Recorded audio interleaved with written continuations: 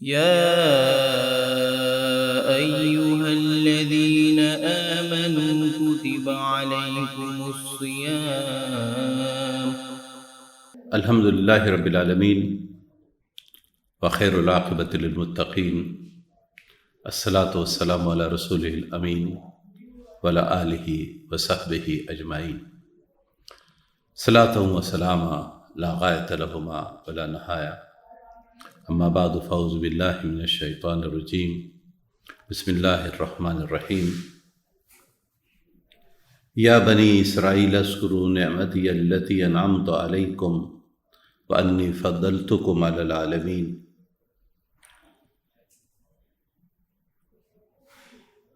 معزز سامعین، السلام علیکم ورحمۃ اللہ وبرکاتہ۔ اللہ رب العالمین کا شکر بجا لاتے ہیں کہ رمضان المبارک جو نزول قرآن کا مہینہ ہے، اس میں قرآن حکیم سے وابستہ ہونے کا اللہ تبارک و تعالیٰ نے ہمیں شرف عطا کیا۔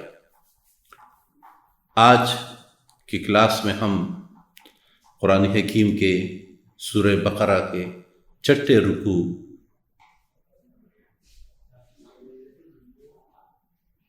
کا مطالعہ کریں گے۔ یہ چھٹا رکوع بنی اسرائیل کے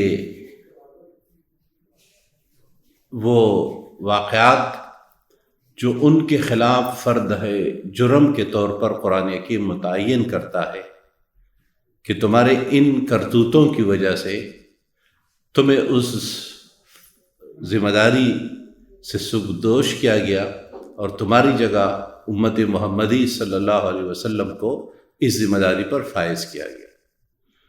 تو یہ تفصیلات ایک ایک آیت میں ایک ہوتا ہے۔ اس سے پہلے والے رکوع میں تو قرآن حکیم نے صرف ان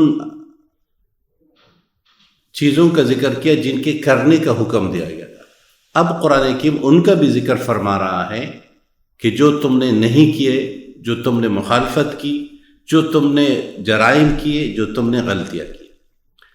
اور شروع ہی میں اس بات کو پھر ذکر کر لیتے ہیں کہ قرآن حکیم جب غلطیاں بتا رہا ہے، کوتاہیاں بتا رہا ہے، گناہ عظیم بتا رہا ہے، تو یہ صرف کسی مخصوص قوم کو نہیں بلکہ انصاف کا پیمانہ رب العالمین کا، قدرت کا سب انسانوں کے لیے یکساں ہے۔ جو بھی ان جرائم، ان غلطیوں کا ارتکاب کرے گا ان کو اسی طرح کے سزا کا، انجام کا، نتیجے کا سامنا کرنا ہوگا۔ تو سب سے پہلے اللہ تبارک تعالیٰ نے فرمایا یا بنی اسرائیل اذکروا نعمتی التی انعمت علیکم وانی فضلتکم علی العالمین۔ اے بنی اسرائیل، اور ہم اس کا ذکر کر چکے ہیں کہ اسرائیل لقب ہے یعقوب علیہ السلام کا، اور یعقوب علیہ السلام کی نسل سے آگے چلنے والے یہ 12 قبائل یہ بنی اسرائیل کہلائے۔ اور انہی بنی اسرائیل سے فرمایا گیا کہ میری ان نعمتوں کو یاد کرو جو میں نے تم پر کی۔ یہ نعمت کیا تھی؟ مسلمان مفسرین کے ساتھ ساتھ جیوش انسائکلوپیڈیا لے لے یا دنیا کے خود عیسائی اور یہودیوں کی جتنی کتابیں ہیں ہسٹری آف دا ورلڈ، اس میں بھی جو نعمت ہے وہ مسلک توحید کی علمبرداری ہے، توحید کے کام ہے۔ یہ کام، یہ توحید کی ذمہ داری جب ادا نہیں ہوگی تو اللہ تبارک و تعالیٰ نے منصب سے معزول کر دیا۔ تو فرمایا میں نے تم پہ یہ نعمت دی اور اس کے نتیجے میں وَأَنِّي فَضَّلْتُكُمْ عَلَى الْعَالَمِينَ، میں نے تمہیں عالمین پر فضیلت بخشی۔ یہاں 2 باتیں بڑی اہم ہے۔ ایک بات تو جب ہمارے ہاں تقابل کیا جاتا ہے اس موقع پر کہ جب بنی اسرائیل کو فضیلت دی گئی تو یہ فضیلت کلی تھی یا جزوی تھی یا مخصوص وقت کے لیے تھی؟ ہمارے مفسرین نے اس پہلو کو تو اجاگر کیا ہے کہ یہ بنی اسرائیل کو اس وقت تک کی فضیلت تھی جب تک وہ اپنی ذمہ داریوں کو پوری کرتے رہے۔ لیکن ایک اور پہلو بڑا اہم ہے، اور وہ یہ ہے کہ یہاں یہ تقابل ہی درست نہیں ہے، دو بنیادوں پر۔ ایک تو یہ کہ فضیلت کا فلسفہ ہمیں سمجھ لینا چاہیے کہ فضیلت کسی کی انفرادی خوبی، کمال اور عظمت کا نام ہے۔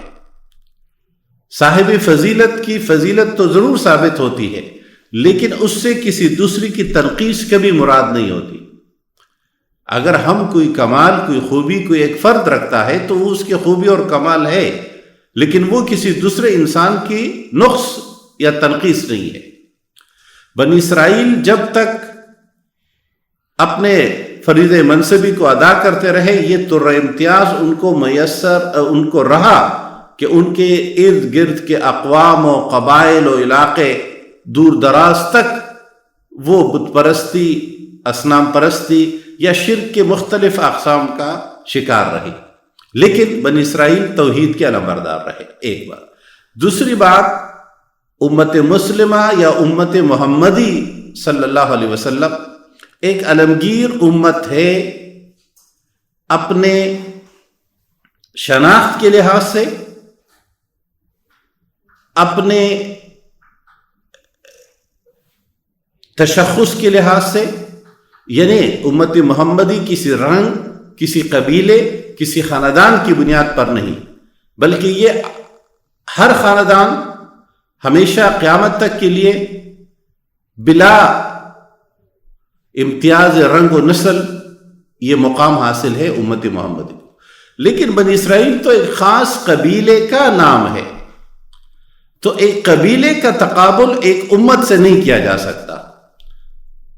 انہیں بنی اسرائیل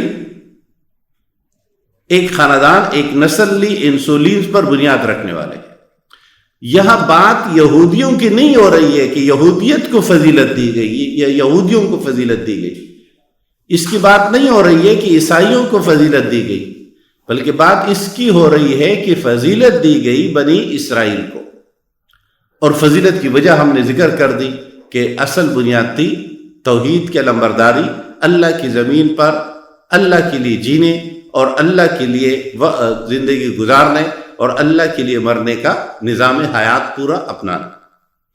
تو فضیلت بنی اسرائیل کا اس نقطے کی وضاحت کے بعد قرآن حکیم چونکہ فردی جرم عائد کر رہا ہے، تو مقصد اس کا یہ ہوا کہ ہم نے تمہیں فضیلت دی، تم اس کے اہل نہیں ٹھہرے، تم نے اس ذمہ داری کو ادا نہیں کیا، اس لیے ہم تمہیں اس ذمہ داری سے ہٹانے کا فیصلہ کر رہے ہیں۔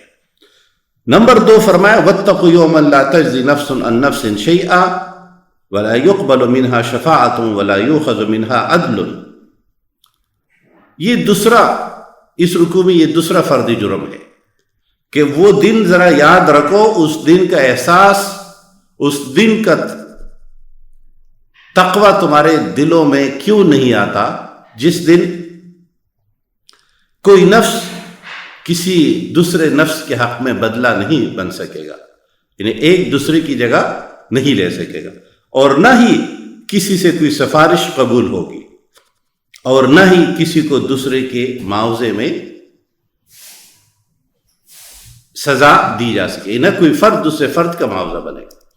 بظاہر یہ قرآن حکیم کے 3 طرح کے اقدامات ہیں کہ نہ تو نفس کے بدلے میں نفس، نہ کسی سے کی شفاعت قبول ہوگی، اور نہ ہی کوئی معاوضے میں قبول کیا جائے گا۔ یہ تینوں تصورات کی نفی بظاہر لگتا ہے کہ یہ تو واضح بات ہے، لیکن ہم آج بھی مختلف یہودی تعلیمات میں ان کی مخالفت کو دیکھتے ہیں کہ کس طرح یہودیوں نے اس تصور کو بدلا اور اس تصور کو اپنایا کہ یہودی ہر حال میں اپنے اسلاف سے وابستگی کی بنیاد پر، جیسے کہ جوش انسائکلوپیڈیا لکھتا ہے کہ بہت سارے لوگ اپنے اسلاف اور بہت سارے لوگ اپنے اسلاف کے اعمال حسنہ کی بنیاد پر بخشے جائیں گے۔ اب یہ تصور ہے کہ خود کچھ بھی نہ کرے، لیکن صرف بنی اسرائیلی ہونے کے ناطے ان کی بخشش ہوگی۔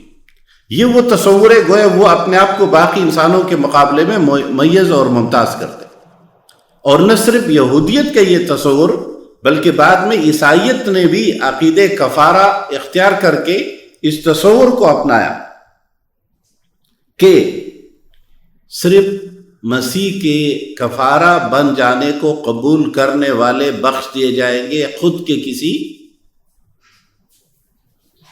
عمل کے بغیر۔ اب یہاں سوال پیدا ہوگا کہ مسلمانوں کے ہاں بھی تو عقیدہ شفاعت ہے، پیغمبر صلی اللہ علیہ وسلم شفاعت فرمائیں گے، تو یاد رکھیے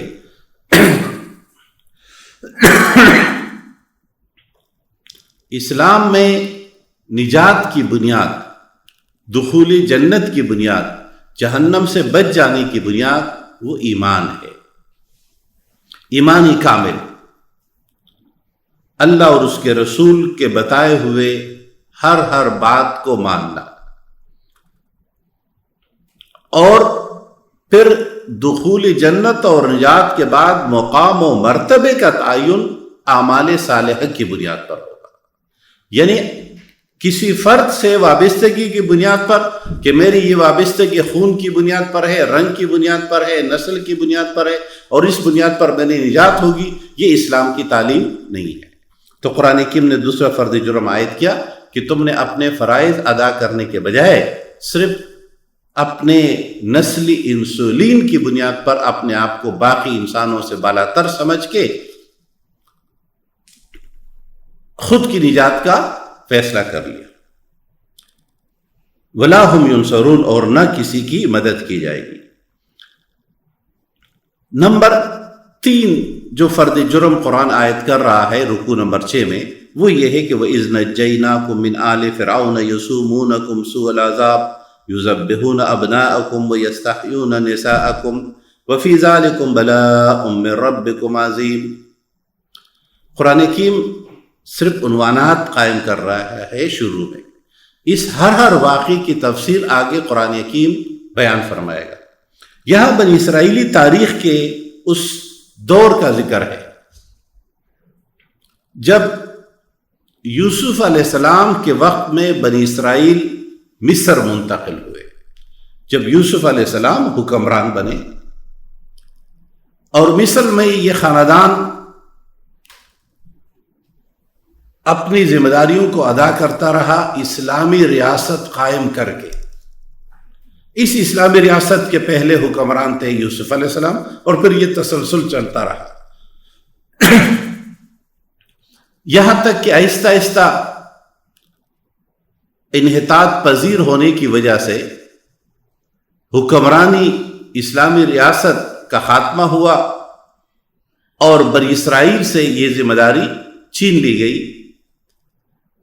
مقامی لوگوں کے رد عمل آہستہ اٹھنا شروع ہوا، اور ایک وقت یہ آیا کہ بنی اسرائیل مصر میں غلام بنا دیے گئے، اور یہ وقت ہے موسیٰ علیہ السلام کا، جب وہ غلام بنی اسرائیلیوں میں پیدا ہوئے، اور حکمرانی اس وقت قبطی خاندان کر رہا تھا جن کے سربراہ کا نام یا صدر کا نام فرعون ہوا کرتا تھا، اور فرعین کی ایک لمبی فہرست ہے، اور فرعین سائنسی لحاظ سے بہت عروج اور ترقی کی ایک علامت بھی۔ یہ غلامی کے اس دور میں ایک اور رد عمل اٹھا، اور وہ فرزند زمین اور غیر فرزند زمین کے ایک سیاسی چپقلش تھی،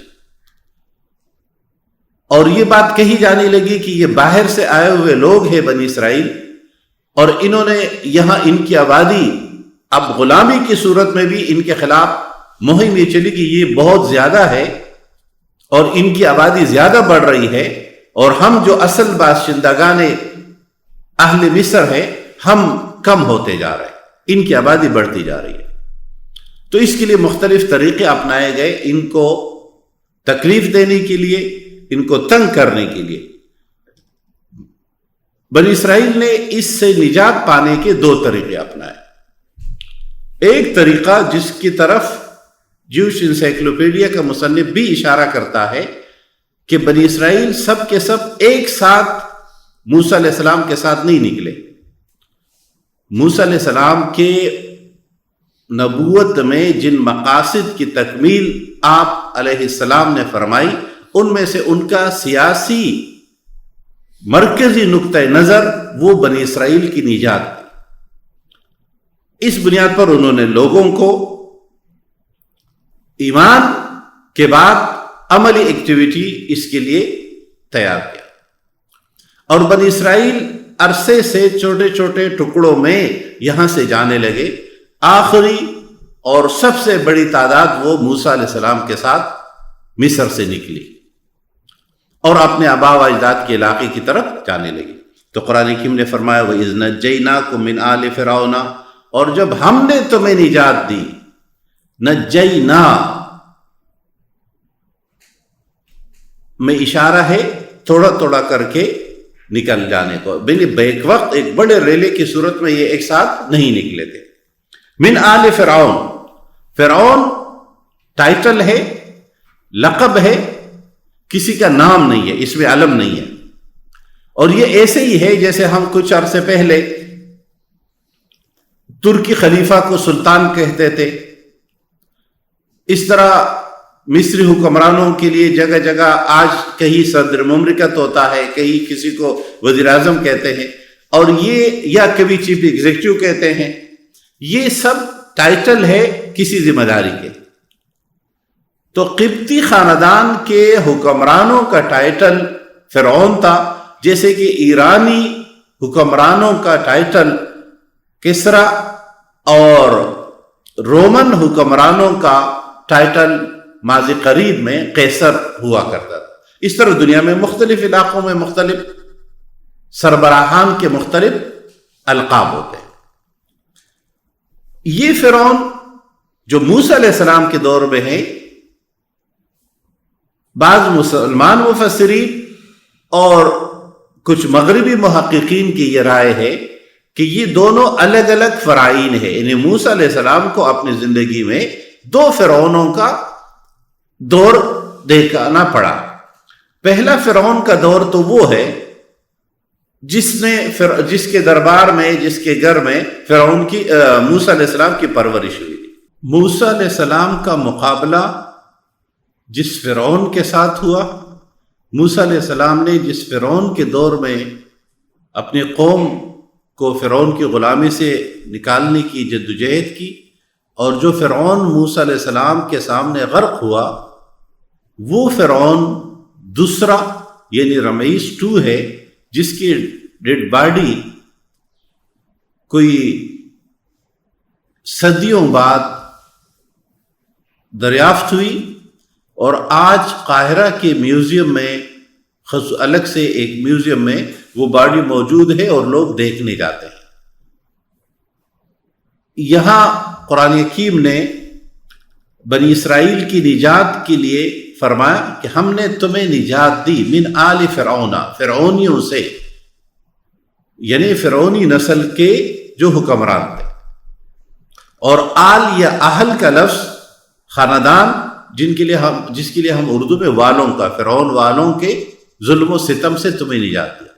اس ظلم کی ایک جھلکی قرآن حکیم دکھاتا ہے، اور وہ یہ ہے کہ یسومونکم سوء العذاب، تمہارے اوپر سخت عذاب ڈالتے تھے، بہت زیادہ ظلم کرتے تھے. اس عذاب میں سے ایک کیا ہے؟ یذبحون ابناءکم، تمہارے بیٹوں کو ذبح کرتے تھے، تمہارے لڑکوں کو مار ڈالتے تھے. وَيَسْتَحْيُونَ نِسَاءَكُمْ، اور تمہاری عورتوں کو چھوڑ دیتے تھے. اس میں بہت بڑی آزمائش اور تکلیف ہے. نسل کشی آج بھی دنیا کا وہ بدترین جرم ہے کہ جب ہم، چاہے اقوام متحدہ کا چارٹر ہو یا دنیا کی کوئی تہذیب ہو، متمدد دنیا میں انسانوں کی نسل کشی کو جرم قرار دیا گیا. لیکن اس کے بالعکس یہ بھی مطالعے کرنے کی بات ہے، دیکھنے کی، کہ انسانوں کی اجتماعی نسل کشی کا ارتکاب دنیا میں کن لوگوں نے اجتماعی طور پر کیا. اور اس کا آسان سا فارمولہ یہ ہے کہ مسلمانوں نے جن علاقوں کو فتح کیا اس علاقے کے لوگ کچھ عرصے بعد دعوت و تبلیغ سے متاثر ہو کر، اور جو پہلے سے متاثر تھے وہی لوگ وہاں رہے، انہی کے خاندان وہاں بسے رہے، ان کی آبادی وہاں سے ختم نہیں ہوئی۔ انہیں مسلمانوں کے مفتوحہ علاقوں میں سے مفتوحہ قوموں کی آبادیوں کو وہاں سے اٹھا کر سائبیریا نہیں بھیجا گیا، وہاں سے ختم نہیں کیا گیا۔ لیکن اس کے مقابلے میں ہم مہذب کہلانے والے کتنے ہی ایسے ادوار سے، افراد سے، حکمرانوں اور ریاستوں سے واقف ہے کہ جنہوں نے بنیادی انسانی آبادی ہی کی نسل کشی کر کے یا کروا کر یا تعاون کر کے انسانوں کی اجتماعی نسل کشی کا ارتکاب کیا۔ اب یہاں قرآن حکیم نے جو فرمایا کہ بیٹوں کو مار ڈالتے تھے تاکہ یہ ہمارے مقابلے میں کوئی منظم بڑی تحریک منظم نہ کر سکے، لیکن خواتین کو چھوڑنے کی وجہ کیا تھی؟ مختلف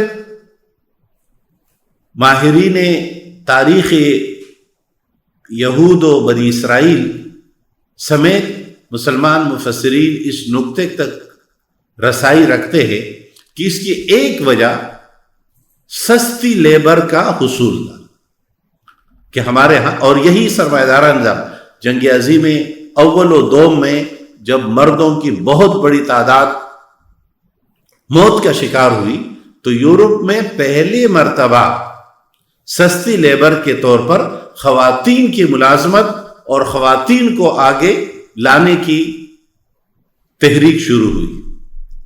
آج بھی ہمارے اداروں میں ایک ہی ذمہ داری پر فائز ہونے والے مرد اور عورتوں کی تنخواہوں میں فرق اسی تسلسل کا نتیجہ ہے۔ تو بنی اسرائیل عورتوں کو زندہ رکھ کر ان کو سستی لیبر یا بغیر قیمت کے اپنے گھریلو اور اپنے دیگر کام سر انجام دینے کے لیے زندہ رکھتے تھے۔ تو قرآن حکیم نے کسی قوم کی اس نفسیات کو ذکر کرتے ہوئے فرمایا کہ کتنا دکھ اور درد بھرا لمحہ ہوگا جب کسی قوم کے بیٹے مار دیا جائے اور اس قوم کی صرف بیٹیاں زندہ رکھی جائے جسے فاتح قوم اپنے لیے استعمال کرے۔ تو قرآن حکیم نے فرمایا وَفِي ذَلِكُمْ بَلَاءٌ مِّن رَبِّكُمْ عَظِيمٌ وَإِذْ فَرَقْنَا بِكُمُ الْبَحْرَ۔ قرآن حکیم نمبر 4 جرم بتا رہا ہے کہ ہم نے تم پر اس وقت بھی یہ احسان کیا، پہلے تمہیں فرعونیوں سے بچایا، لیکن اس کے بعد تم نیکی، ہدایت، اچائی اور موسیٰ علیہ السلام کی اطاعت اور فرما برداری کی طرف نہیں آئے، بلکہ موسیٰ علیہ السلام کے الفاظ بائبل میں آج بھی موجود ہے کہ یہ میرے اپنے لوگ عنقریب مجھے سنسار کر دیں گے۔ نافرمانی کی یہ انتہا کو قرآن حکیم نے جرم ٹھہرایا، اور پھر فرمایا ایک اور نمبر 4 وَإِذْ فَرَقْنَا بِكُمُ الْبَحْرَ، ہم نے اس کے بعد تمہیں نجات دینے کے لیے کیا کیا؟ دریا کو ہم نے تمہارے لیے 2 حصوں میں تقسیم کر دیا، یا فرق کہتے ہیں۔ اس نقطے کو بہت دلچسپ نقطہ ہے قرآن کا۔ ہم نے دریا کو تمہارے لیے، سمندر کو تمہارے لیے پھاڑ ڈالا، 2 حصوں میں تقسیم کر دیا۔ دوسری کا قرآن حکیم فرماتے ہیں ہر حصہ کالطود العظیم، ایک بڑے پہاڑ کے طور پر کھڑا۔ اب دنیا میں یہ تو ہمیشہ ہوتا ہے کہ ہم سائنسی لحاظ سے کہتے ہیں پانی اپنی سطح ہموار رکھتی ہے، اور موسیٰ علیہ السلام کے لیے اگر راستہ کے لیے کسی قانون نیچر کو چینج نہیں کیا گیا، جیسے کہ ہمارے بر صغیر کے نوآبادیاتی دور میں مغرب سے متاثر، بلکہ بقول مولانا مودودی رحمہ اللہ کے مرعوب و مغلوب ذہنیت رکھنے والے دانشور جب یہ کہنے لگے کہ یہ تو کوئی معجزہ نہیں تھا، یہ لوگ اتفاقاً یہاں پہنچے اور یہاں پہنچ کر کوئی زلزلہ زیر زمین آیا جس کے نتیجے میں پانی اندر غائب ہوا، جیسے کہ تاریخ میں مختلف موقعوں میں ایسا ہوتا ہے۔ لیکن ہم جانتے ہیں کہ پانی کو اگر آپ کہیں پر نیچے لے جائے، پانی خود ختم ہو جائے تو آنے والا پانی تو گزر جائے گا، فوراً ایک دراڑ سی پیدا ہوگی، موجودہ پانی زیر زمین چلا جائے گا اور پیچھے آنے والے پانی کا ریلا دریا کی سطح کو، سمندر کو پھر ہموار کر دے گا۔ یہاں تو بات اس کی ہو رہی ہے کہ آنے والے پانی کو روک دیا جائے، گزرے ہوئے پانی کو آگے کی طرف بڑھا کر روک دیا جائے۔ اور چونکہ یہ واقعہ سمندر کا ہے، یاد رہے ہمارے ہاں ایک اور غلط فہمی یہ پائی جاتی ہے کہ یہ دریائے نیل کا واقعہ ہے، حالانکہ یہ دریائے نیل کا نہیں، بحر قلزم کا واقعہ ہے، جہاں سے پانی کے درمیان اگر راستہ بن رہا ہے تو دونوں سائڈ پر یہ جو باریک سی پٹی ہے اس میں دونوں سائڈ کا پانی الگ الگ ہوگا اور کڑا رہے گا، اس لیے کہ یہاں دریا کی طرح بہنے کا تصور نہیں ہے۔ اس کو طود عظیم قرآن حکیم نے فرمایا، ہم نے تمہارے لیے سمندر کو پاڑ دیا، راستہ بنا دیا، اور یہ نیچر کے بالکل خلاف ہے۔ اس لیے ہمارے بر صغیر کے وہ لوگ جو روشن خیالی میں کچھ زیادہ مبتلا تھے، انہوں نے یہاں اس کی دیگر تعویلات، غیر معجزانہ تصورات کو پیش کرنے کی کوشش کی۔ تو قرآن حکیم نے فرمایا وَإِذْ فَرَقْنَا بِكُمُ الْبَحْرَ فَأَنْجَيْنَاكُمْ وَأَغْرَقْنَا آلَ فِرْعَوْنَ، ہم نے آپ کو تم سب کو نجات دی، فَأَنْجَيْنَاكُمْ، ہم نے تم سب کو نجات دی، وَأَغْرَقْنَا آلَ فِرْعَوْنَ، اور تمہیں سامنے وَأَنْتُمْ تَنْظُرُونَ، تم دیکھ رہے تھے کہ ہم نے فرعون کو غرق کیا۔ ایک بڑی دلچسپ بات عصر حاضر میں ابھی یہ ہوئی کہ اگرچہ بائبل میں اس واقعے کا ذکر ہے کہ فرعون کو غرق کیا گیا تھا، لیکن یہ بات مسلمانوں میں بھی بہت زیادہ معروف تھی۔ تو ابھی عصر حاضر میں موسیٰ علیہ السلام کے واقعے کو مختلف ویڈیوز میں جب فلمایا گیا، خصوصاً دختران پولوس نے جو ویڈیوز سیریز بنائی انبیاء کی، ان میں اس فرعون کو غرق نہیں دکھاتے، بلکہ اس کو اپنی سواری میں، بگی میں واپس اپنے محل پہنچاتے۔ یہ صرف اس دشمنی میں کہ چونکہ یہی بات تو قرآن حکیم کر رہا ہے کہ ہم نے فرعون کو غرق کیا، اور جب فرعون کی یہ ڈیڈ باڈی بعد میں دریافت ہوئی اور صحیح سلامت دریافت ہوئی، پانی میں اتنے عرصے رہنے کے باوجود کہ اتنے عرصے میں اگر لوہا بھی پانی میں اندر رہے، کارے پانی میں، تو اس کا وجود تحلیل ہو جاتا ہے۔ اور یہ دریافت بھی چونکہ مسلمانوں نے نہیں بلکہ غیر مسلم مشنز نے کی تھی۔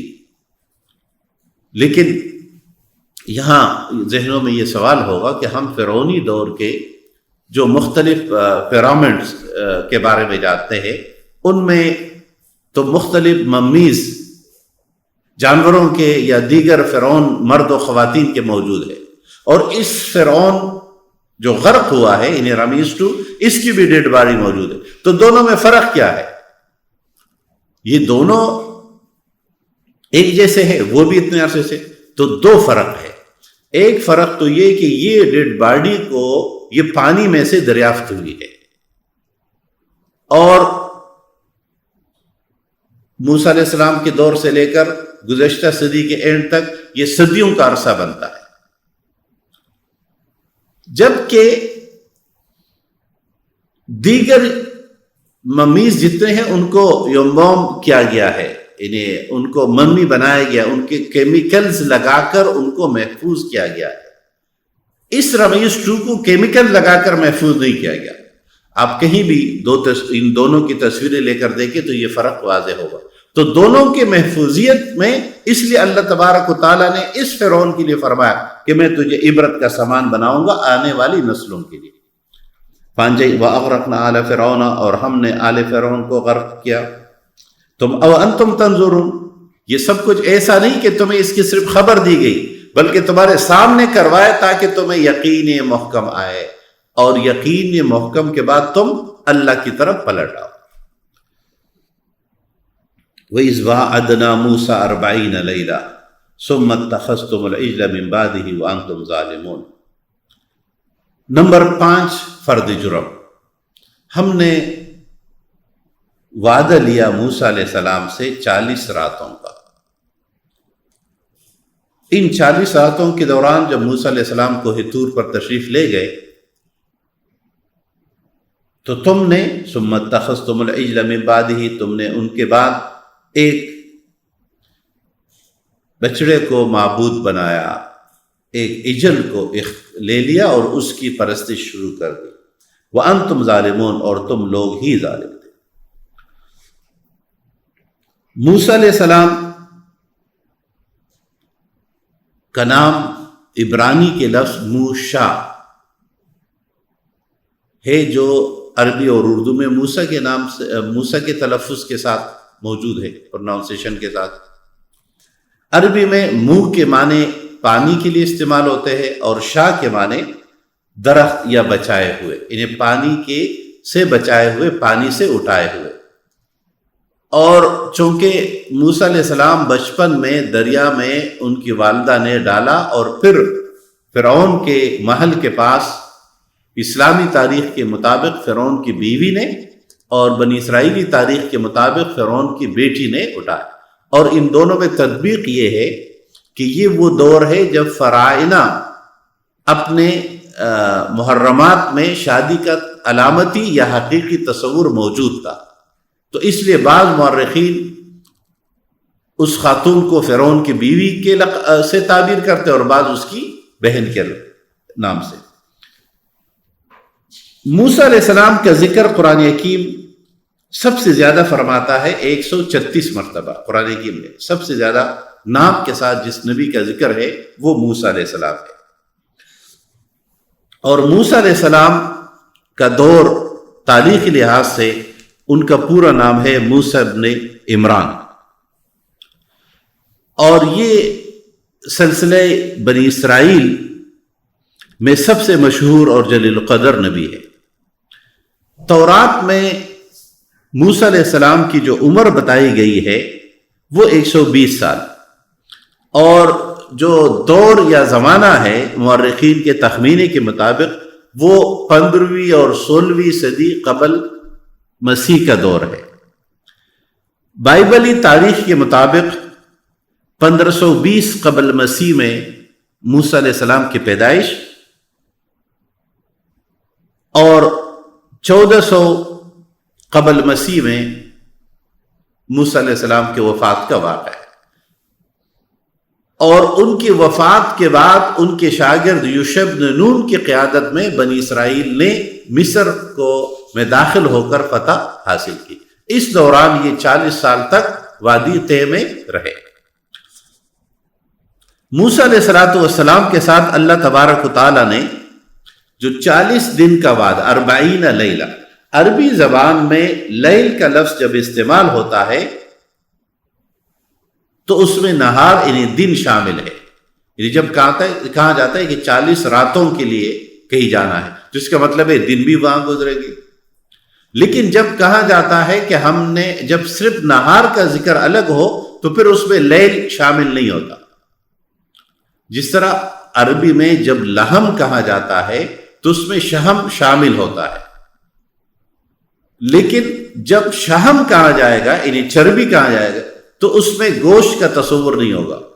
اس لیے ہم عام طور پہ جب کہتے ہیں نا لحیم شہیم، یعنی جب لحیم ہوگا تو موٹاپا تبھی ہوگا جب اس میں چربی ہوگی، یا جب ہم گوشت لیتے ہیں تو ہمارا قصائی جو ہے وہ گوشت میں ہمارے پوچھے بغیر چربی ڈالتا ہے، تو یہ گویا ایک ناموں کی وجہ سے کچھ چیزیں دوسرے میں شامل ہوتی ہے اور کچھ کا الگ سے ذکر کرنا پڑتا ہے۔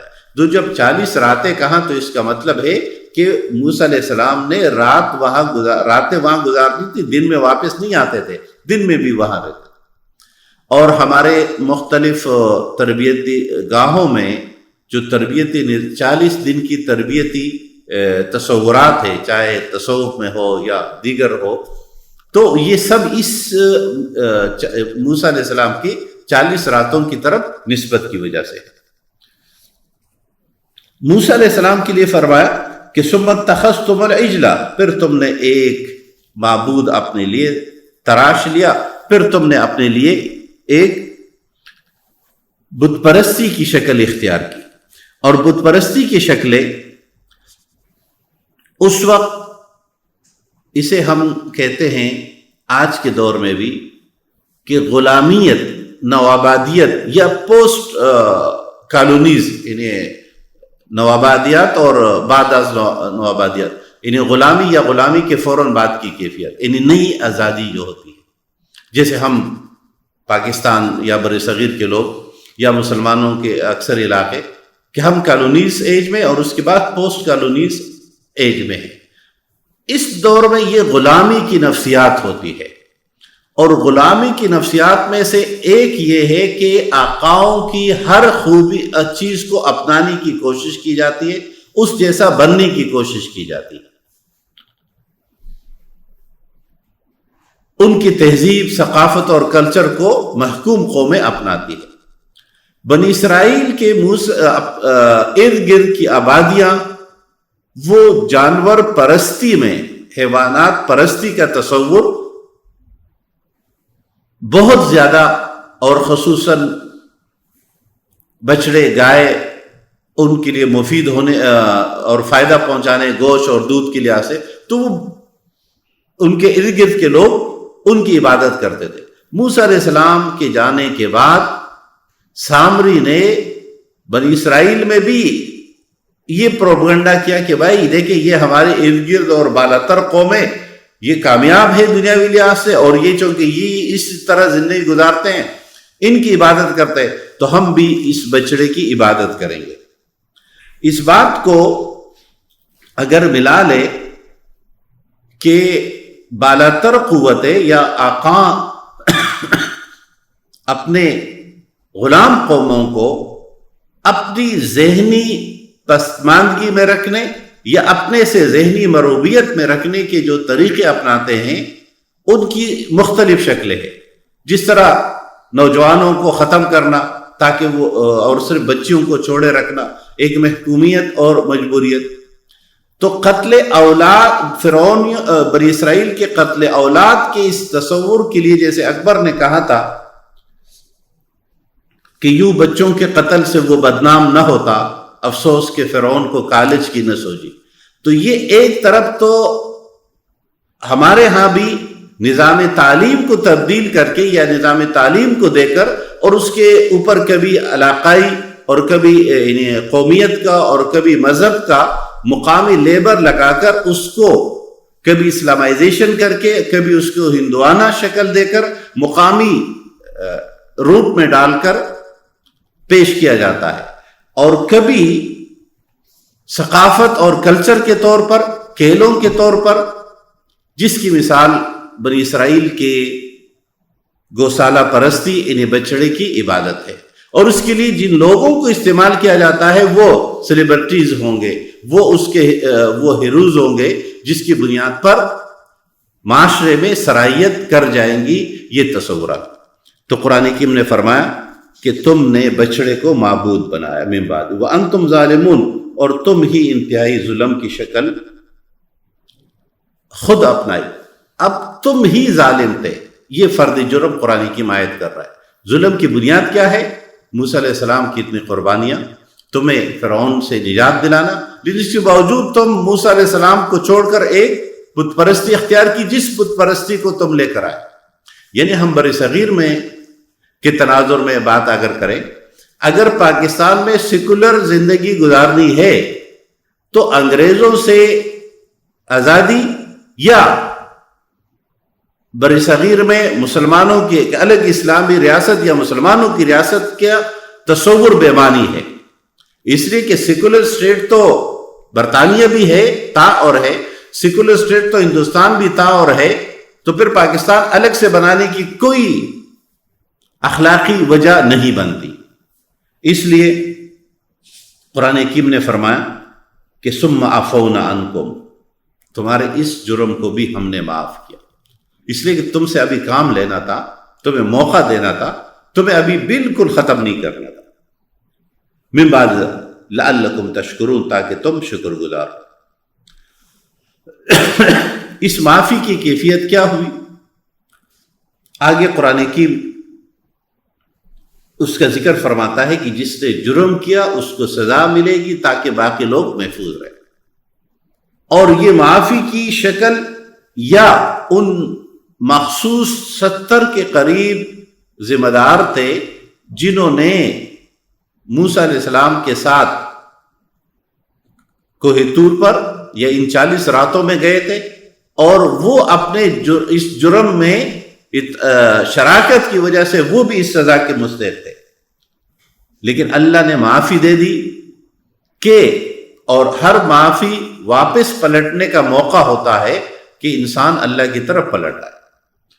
قرآن حکیم نمبر 6 جرم یا دفعہ بتا رہا ہے کہ تمہارا چھٹا فرد جرم یہ ہے، وَإِذْ آتَيْنَا مُوسَى الْكِتَابَ وَالْفُرْقَانَ لَعَلَّكُمْ تَهْتَدُونَ، اور جب ہم نے وہ وقت یاد کرو جب ہم نے موسیٰ کو کتاب اور فرقان عطا فرمایا تاکہ تم راہ ہدایت، یعنی ان غلطیوں اور کوتاہیوں کے باوجود ہم تمہیں راہ دکھاتے رہے۔ موسیٰ علیہ السلام کو ہم نے کتاب دی، یہاں لفظ کتاب استعمال ہوا، الکتاب، اور اس کی صفت فرقان۔ اللہ اپنے پیغمبر کو جب بھی کتاب دیتا ہے وہ حق و باطل کے درمیان فرق بتاتا ہے، اور وہ ہمیشہ کتاب ہوتا ہے۔ ہم نے الکتاب کی وضاحت پہلے بھی کی، معلوم و متعین جمع شدہ مواد، آیات، معنی اور مطلوبہ چیزیں جس میں کوئی کمی اور بیشی یا منتشر اوراق نہیں ہے، نہ اس کا کوئی حصہ کھو جاتا ہے نہ کوئی غائب ہو جاتا ہے۔ جب تک کہ حاملین کتاب، جب تک کہ امتیں اپنی کتاب کی حفاظت کرتی رہتی ہے تو تب تک یہ امت قائم رہتی ہے۔ تو جب تک الکتاب کے نام سے تورات کی حفاظت بنی اسرائیل کرتے رہے تو تورات بھی محفوظ رہی، بنی اسرائیل بھی محفوظ رہے۔ لیکن جب یہ سب کچھ نہیں ہوا، اور یہ 2 شکلوں میں ہوا۔ پہلی شکل، جیسے ہم لفظ بائبل آج کل استعمال کرتے ہیں جو بیبلوس کا اس میں تصغیر ہے، اور جس کے لفظی معنی ہیں ببلیا، جو جمع ہے، جس کے معنی ہیں کتابیں۔ بائبل کے معنی دا بک نہیں ہے بلکہ بکس، کتاب، بہت ساری کتابیں۔ لہذا بائبل کا یہ ترجمہ کرنا کہ کتاب مقدس یا کتاب اقدس یہ غلط ہے۔ بائبل کتاب نہیں ہے بلکہ کتابوں کا ایک مجموعہ ہے، یہ اس لفظ کے بھی معنی ہے۔ جبکہ قرآن حکیم نے فرمایا کہ ہم نے موسیٰ علیہ السلام کو کتاب دی، اور کتاب ایک ہوتی ہے، معلوم و متعین، مربوط، کوئی حصہ شک و شبے کا شکار نہیں ہو۔ جو موجودہ بائبل ہے اس کے 2 حصے ہیں، یا اس وقت دنیا میں 4 بڑے بائبل پائے جاتے ہیں۔ جیسے کہ ہم جانتے ہیں کہ عیسائی 2 طرح کے، مشرقی کلیسا اور اس سے پہلے مغربی کلیسا۔ مغربی کلیسا انہیں ویٹیکن سٹی جس کی نمائندگی کرتا ہے، انہیں بائبل پوپ، اس کے مقابلے میں مشرقی کلیسا جس کو ہم رشین کلیسا بھی کہہ سکتے ہیں، انہیں آرتھوڈکس، یہ آذربائیجان اور ارمینیا یہاں سے شروع ہو کے، اور انہی کی علامت یہ آیا صوفیہ جو ہے وہ انہی آرتھوڈکس کا مرکز تھا۔ جبکہ مغربی کلیسا یورپ وہ ویٹیکن سٹی کا پوپ اس کی نمائندگی کرتا ہے۔ 2 بائبلیں ان دونوں کی الگ الگ ہے، جس میں کتابوں کی تعداد اور کتابوں کے حصے الگ الگ ہے۔ تیسری بائبل پروٹسٹ بائبل کہلاتی ہے، جو کہ برٹش چرچ آف انگلینڈ جس کی نمائندگی کرتا ہے، اور آرچ بشپ آف کنٹریبری جو ہے وہ اس کا ذمہ دار ہوتا ہے، چیف ہوتا ہے۔ یہ 3، اس کے علاوہ ڈھیر سارے بائبلیں اس وقت دنیا میں موجود ہیں، اور یہ ہر بائبل بنیادی طور پر ایک اور بائبل جو یہودی بائبل کہلاتی ہے، جو یروشلم اور صرف یہودی استعمال کرتے ہیں۔ اس یہودی بائبل میں عہد نامہ جدید نہیں ہوتا، جبکہ بقیہ جو 4-5 بڑے بائبل ہے یہ 2 حصوں پر مشتمل ہوتے ہیں۔ ایک وہ حصہ جو عیسیٰ علیہ السلام سے پہلے کا ہے جسے عہد نامہ قدیم یعنی اولڈ ٹیسٹمنٹ، اور دوسرے کو عہد نامہ جدید یعنی نیو ٹیسٹمنٹ کہتے ہیں۔ یہ عہد نامہ قدیم کا پہلے 5 کتابیں تورات کہلاتی، یعنی قرآن حکیم کہہ رہے ہم نے کتاب دی۔ یہودیوں کے پاس جو یا عیسائیوں کے پاس اس وقت تمام کے پاس جو تورات کے نام پر کتابیں ہیں وہ 5 ہیں، اور ان میں سے ایک تورات، تکوین، تشریع، استثناء، یہ سب کتابیں 5 ہیں جس کو موسیٰ علیہ السلام پر نازل شدہ سمجھا جاتا ہے۔ ہمارے تصور کے مطابق موسیٰ علیہ السلام پر، ہر نبی پر اللہ ایک کتاب نازل کرتا ہے جس کے الفاظ اور معنی دونوں اللہ کے ہوتے ہیں، جبکہ یہودی یا موجودہ عیسائی تصورات کے مطابق مفہوم اللہ کی طرف سے ہوتا ہے اور الفاظ ہر نبی کے اپنے ہوتے ہیں۔ یعنی تورات کا ہمارا تصور اور موجودہ عیسائیوں کا تصور الگ الگ ہے۔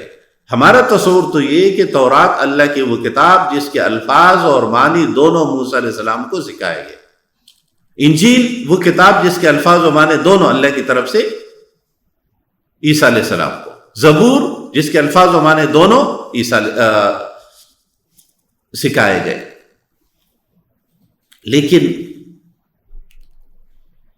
موجودہ عیسائیوں کا تصور اس کتاب کے بارے میں یا یہودیوں کا تصور یہ ہے کہ الفاظ وقت کے پیغمبر کو، ابھی ایک لفظ ہمارے لیے استعمال ہوتا ہے، جب بش نے استعمال کیا کہ مسلمان جو ہے پینڈامنٹلسٹ ہے، تو یہ پینڈامنٹلسٹ کا لفظ ایک عیسائی گروہ کے لیے پہلے طور پر ویبسٹر کی ڈکشنری نے پہلے اس کی تعریف یہی لکھی تھی کہ وہ گروہ، امریکن عیسائی گروہ، جس کا یہ خیال ہے کہ بائبل یا تورات بے الفاظی منزل من اللہ ہے، یعنی جس طرح کہ قرآن کے بارے میں ہم مسلمانوں کا تصور ہے، تو سب عیسائی چرچز نے اسے ریجیکٹ کیا، ان کو ایک بدعتی گروہ ٹھہرایا اور ان کو پینڈامنٹلسٹ کہنے لگے۔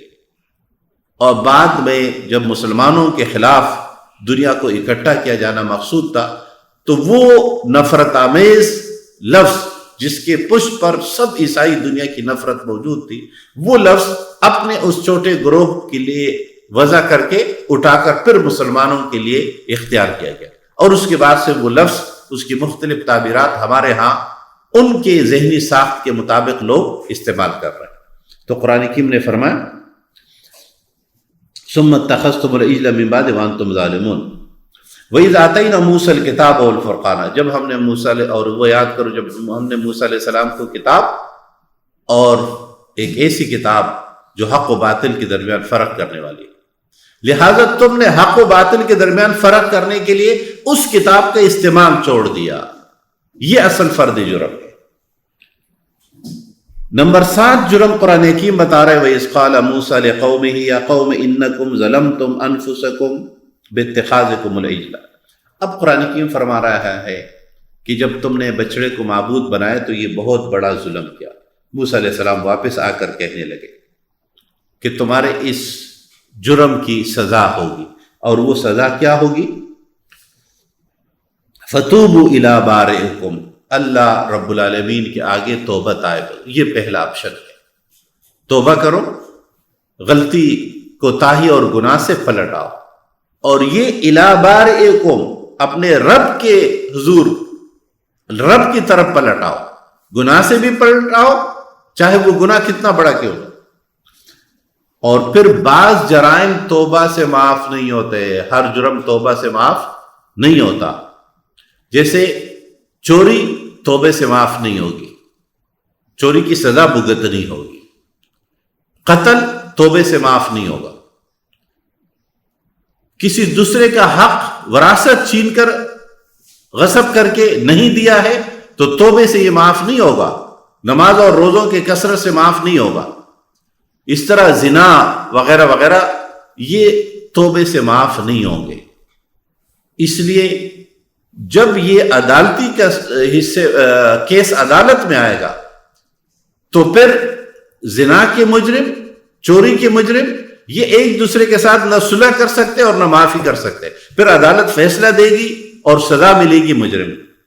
یہاں بھی قرآن حکیم نے اللہ کی شریعت میں تو آدم سے لے کر محمد تک بنیادی قوانین ایک ہی ہے، تو فرمایا فَاقْتُلُوا أَنفُسَكُمْ، تم اپنے آپ کو، لفظی معنی تو ہوں گے اپنے آپ کو، یعنی اپنے مجرموں کو قتل کرو، جن لوگوں نے اس جرم کا ارتکاب کیا، گویا شریعت موسوی میں شرک کے ارتکاب کی سزائے موت تھی، اور اس جرم پہ اس سزا پہ عمل درآمد ہوا، اور تاریخ اس تعداد کو ہزاروں میں بیان کرتی ہے جتنے مجرموں کو یہ سزا ملی تھی۔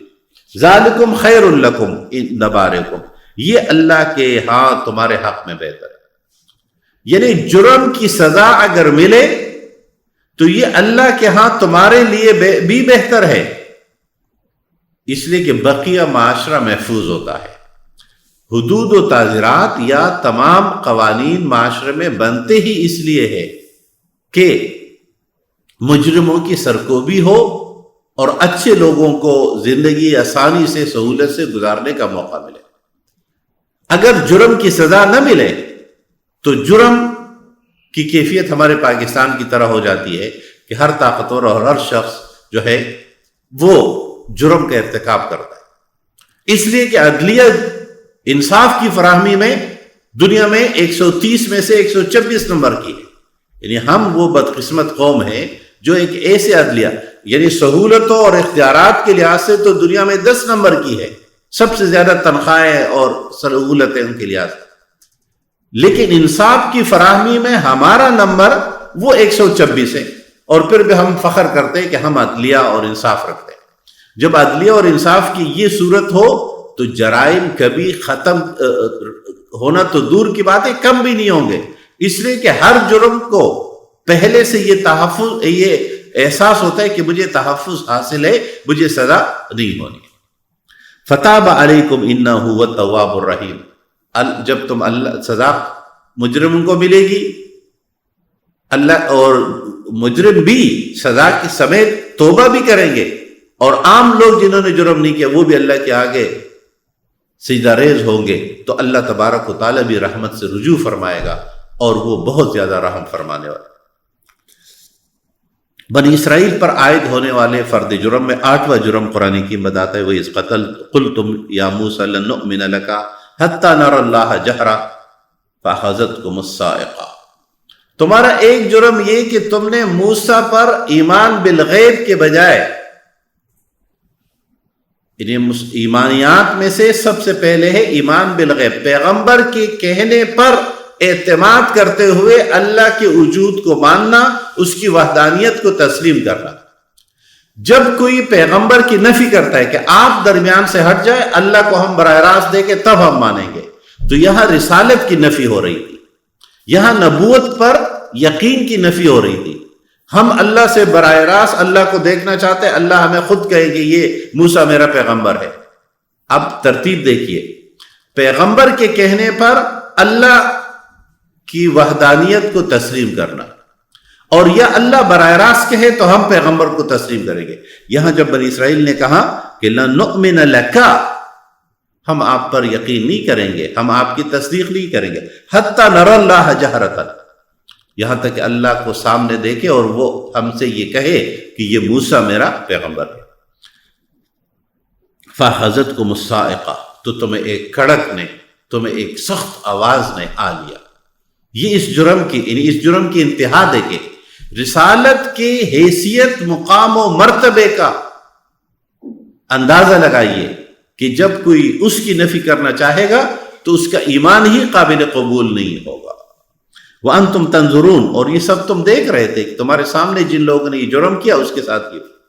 ثُمَّ بَعَثْنَاكُمْ مِنْ بَعْدِ مَوْتِكُمْ لَعَلَّكُمْ تَشْكُرُونَ، لیکن جن لوگوں نے یہ جرم کیا تھا ان کو یہ سزا ملنے کے بعد ہم نے ان کو یا ان میں سے کچھ لوگ اور تم میں سے کچھ لوگوں کو پھر زندگی دی، تاکہ ایک تو تمہیں تجربہ ہو اور تاکہ قوم یہ نہ کہے کہ موسیٰ نے تو ہمارے سب بڑوں کو ہلاک کر ڈالا۔ وَظَلَلْنَا عَلَيْكُمُ الْغَمَامَ وَأَنزَلْنَا عَلَيْكُمُ الْمَنَّ وَالسَّلْوَىٰ كُلُوا مِنَ الطَّيِّبَاتِ مَا رَزَقْنَاكُمْ، فرد جرم نمبر 9 کہ ہم نے تم پر ابر کا سایہ کر دیا۔ اب بنی اسرائیل خروج یعنی نجات کے بعد ابھی کسی شہر میں تو داخل ہوئے نہیں تھے، یہ 40 سال کے عرصے میں اللہ نے خصوصی انتظامات کیے، جن میں سے ایک انتظام یہ کہ تمہارے لیے بادل کا، سائے کا اس لیے کہ تم مسلسل سفر میں تھے. اور پھر وَأَنزَلْنَا عَلَيْكُمُ الْمَنَّ وَالسَّلْوَىٰ، اور تمہارے من اور سلوہ اتارا ہم نے. من و سلوہ سے کیا مراد ہے؟ عموماً ہمارے ہاں اہل لغت جو ہے یا محققین ڈکشنری والے کہتے ہیں کہ یہ ایک مٹی رطوبت کا نام ہے من. اور اس کو من اس لیے کہتے ہیں کہ جب یہ ان کو ملی تو یہ اچانک جو ہے وہ ایک دوسرے سے پوچھنے لگے. ان کے خیموں کے لکڑیوں کے ساتھ یہ جڑی ہوئی ہوتی تھی صبح صبح، لیکن اس کو سٹور اور ذخیرہ نہیں کیا جا سکتا تھا. جلد خراب ہونے والی اولوں کی طرح کی چھوٹے چھوٹے دانے. وہ سلوہ، اور سلوہ کا لفظ عربی زبان میں استعمال ہوتا ہے ایک خاص قسم کے بٹیر کے لیے. بٹیر ہمارے ہاں بھی پائے جانے والا، کھائے جانے والا چھوٹا سا پرندہ ہے جس میں چربی زیادہ ہوتی ہے اور شوربے کے لیے استعمال ہوتا ہے عموماً.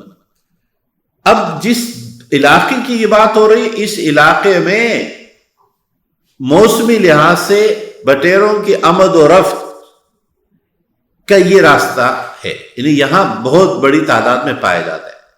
اللہ نے، چونکہ یہ وہ خاص موسم میں آتا ہے، لیکن انہوں نے 40 سال گزارے تو اللہ نے مستقل ان کے لیے انتظام کیا. ان کی اتنی وسعت اور فراوانی کر دی، انہیں گوشت کا بھی انتظام کیا اور سالن کے باقی لوازمات کا بھی. لیکن اس کے مقابلے میں اور حکم کیا ملا؟ کلوا من الطیبات ما رزقناکم، کھاؤ پاک چیزوں میں سے، حلال چیزوں میں سے جو ہم نے تمہیں عطا کی. وما ظلمونا ولکن کانوا انفسهم یظلمون. اللہ ظلم نہیں کرتا، لوگ خود ظلم کرتے اپنے اوپر. جب اللہ نے اتنا تیار کھانا کا انتظام کیا، اس لیے کہ تم سفر میں ہو، اور سفر میں ٹارگٹ ہوتا ہے منزل تک پہنچنے کا. جو لوگ سفر کے دوران کھیتی باڑی شروع کرتے ہیں، اس کا مطلب ہے ان کی کوئی منزل دوسری نہیں، یہی منزل ہے. اور یہاں تو اللہ کا منصوبہ موسیٰ علیہ السلام کی قیادت میں پائے تکمیل تک پہنچانا یہ تھا کہ تم یہاں سے نکل کر انبیاء کی سرزمین میں جا کر وہاں پھر تم نے آباد ہونا. لیکن ان لوگوں نے کیا کیا؟ وما ظلمونا، نہیں جی ہمیں تو کھیتی باڑی کرنی ہے. قرآن حکیم اس کا ذکر آگے فرمائے گا. یہاں فرمایا وَإِذْ قُلْنَا، جب ہم نے اس کے بعد جب تمہیں یہ موقع ملا کہ تم ایک شہر میں داخل ہو تو ہم نے کہا وَإِذْ قُلْنَا ادْخُلُوا هَٰذِهِ الْقَرْيَةَ، ہم نے جب تمہیں کہا کہ اس شہر میں داخل ہو جاؤ، فَكُلُوا مِنْهَا حَيْثُ شِئْتُمْ رَغَدًا، اور اس میں سے جو اور جہاں جتنا چاہو فراخی کے ساتھ استعمال کرو. وَادْخُلُوا الْبَابَ سُجَّدًا. اب دو بات، ایک تو یہ کہ اس شہر میں داخل ہو، اور اس شہر سے مراد فلسطین کا کئی شہر تاریخ نے بیان کی ہے. یا تو اس سے مراد اریحا ہے جو کہ اس وقت بھی ڈیڈ سی کے سے کوئی شمالی ساحل میں 5 کلومیٹر کے فاصلے پر موجود ہے. اور موسیٰ علیہ السلام کے اس صحرا نوردی کے دور میں فوتگی کے بعد یوشع بن نون کی قیادت میں بنی اسرائیل نے اسے فتح کیا. اب قرآن حکیم ایک اور فرد جرم یہ آیت کر رہا ہے کہ ہم نے تمہیں جب یہ موقع دیا کہ تم ایک شہر فتح کرو اور اس میں داخل ہو تو ہم نے پابندی یہ لگائی ادخلوا الباب سجدا، کہ جب تم داخل ہو تو اطاعت، فرما برداری، عاجزی، تمہارے سر جھکے ہوئے ہو. فتح کے نشے میں مست نہیں ہو کہ فاتح جو ہے وہ فتح کے بعد جشن منائے گا، نشے ہوں گے، ناچ گانے ہوں گے. قرآن حکیم جب بھی ذکر کرتا ہے کسی بھی انبیاء میں سے کسی دور کا، کسی پہ بھی جب قرآن عمل میں ڈلتا ہے تو سیرت نبوی صلی اللہ علیہ وسلم، سیرت مصطفی صلی اللہ علیہ وسلم بنتے ہیں. اب یہاں حکم بنی اسرائیل کے ہوا تھا کہ تم نے سجدے کی حالت میں داخل ہونا ہے. عملی شکل سیرت النبی بتاتی ہے کہ رسول اکرم صلی اللہ علیہ وسلم جب فتح مکہ کے موقع پر داخل ہو رہے تھے تو چشمدید گواہ کہتا ہے کہ میں نے دیکھا آپ صلی اللہ علیہ وسلم کا سر آپ کے سواری کے پیٹھ سے کجاوے کے ساتھ لگا جا رہا تھا. سر جھکے ہوئے ہوتے ہیں مسلمان فاتحین کے، اس لیے کہ ان کی فتح ان کی ذاتی نہیں ہوتی، وہ نظریات کی فتح ہوتی ہے، وہ دین کی فتح ہوتی ہے اور اس کے لیے استعمال ہوتا ہے۔ یہی حکم بنی اسرائیل کو ہوا۔ لیکن وقولوا حطۃ، اور یہ کہتے رہنا کہ اللہ معافی عطا فرما، اے اللہ ہم توبہ طائب ہوتے ہیں۔ اب لفظ تو حطہ کا لفظ عربی زبان کا ہے اور بنی اسرائیل کی زبان عبرانی تھی، تو لفظ تو عبرانی زبان کا ہوگا۔ یا ہمارے مفسرین نے ایک اور سوال اٹھایا ہے، اور وہ یہ ہے کہ حکم جس لفظ کی ادائیگی کا ہو وہی لفظ ادا ہوگا۔ اس فرق کو یوں سمجھ لیجئے کہ عبادات میں جس لفظ کا ذکر ہوگا اس لفظ کو میں اور آپ بدل نہیں سکتے، لیکن عام زندگی میں ہم ایک لفظ الفاظ کا سفر جاری رہتا ہے، لفظ بدلتے رہتے ہیں۔ یعنی قرآن حکیم کے جو الفاظ نازل ہوئے وہی الفاظ ہوں گے۔ رسول اکرم صلی اللہ علیہ وسلم نے احادیث میں، جیسے کہ ہم جب یہ 5 عبادات کی تقسیم کرتے بنی الاسلام علی 5، تو 2 ترتیبیں ہیں۔ ایک ترتیب تو یہ کہ شہادتین کے بعد اقامت الصلاۃ، صوم، حج اور زکوٰۃ، اور ایک میں حج بعد میں اور زکوٰۃ پہلے۔ جب یہ حدیث عبداللہ ابن عباس یاد کروا رہے تھے اور ان کے شاگرد نے دوسری ترتیب سے یہ حدیث سنائی، تو انہوں نے فرمایا نہیں، جس طرح میں نے رسول اللہ علیہ وسلم نے جس ترتیب کے ساتھ سنی تھی اس ترتیب کے ساتھ تم نے یاد کر لی۔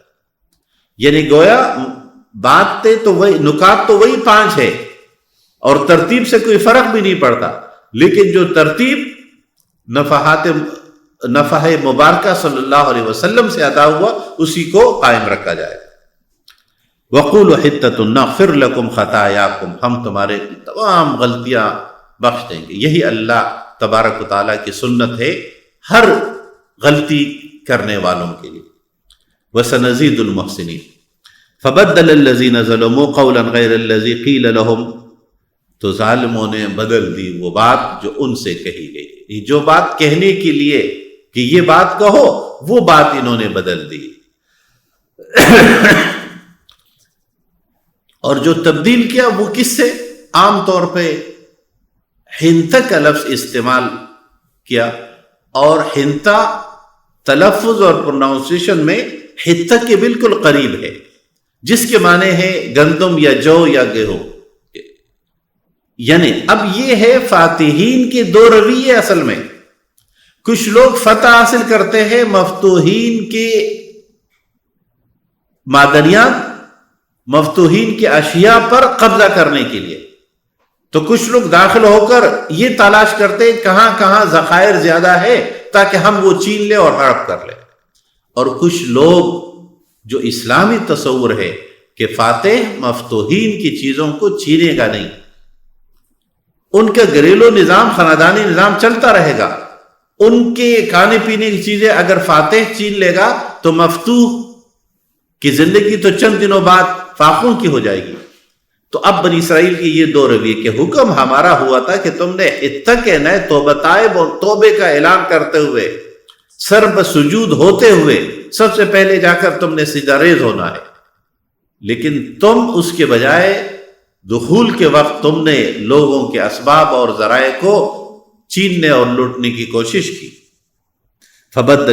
فانزلنا علی الذین ظلموا رجزا من السماء، تو ہم نے آسمان سے ان لوگوں پر جنہوں نے ظلم اختیار کیا تھا، جنہوں نے ظلم کیا، زیادتی کی، ایک آسمانی بلا، ایک آسمانی آزمائش، ایک آسمانی عذاب نازل فرمایا۔